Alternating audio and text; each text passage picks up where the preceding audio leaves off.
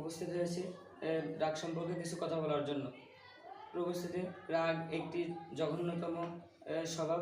এটা যে কোনো মানুষের মধ্যে থেকে থাকে, কিন্তু এই স্বভাব আমাদের মধ্যে থাকলে চলবে না। কেননা বাংলায় একটি প্রবাদ আছে, রেগে গেলেন তো হেরে গেলেন। প্রিয় উপস্থিতি, এর রাগ করার কারণে আমরা জীবনের সর্বক্ষেত্রে হেরে যাব।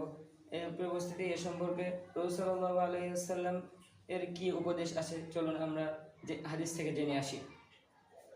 আন আবি হুরায়রা রাদিয়াল্লাহু আনহু, আবু হুরায়রা থেকে বর্ণিত, আন্না রাজুলান ক্বালা লিন নবী সাল্লাল্লাহু আলাইহি ওয়াসাল্লাম আওসিনি, একজন ব্যক্তি রাসূল সাল্লাল্লাহু আলাইহি ওয়াসাল্লামের কাছে আসলেন এবং বললেন, আমাকে উপদেশ দিন। ক্বালা, তিনি বললেন, লা তাগদাব, তুমি রাগ করো না।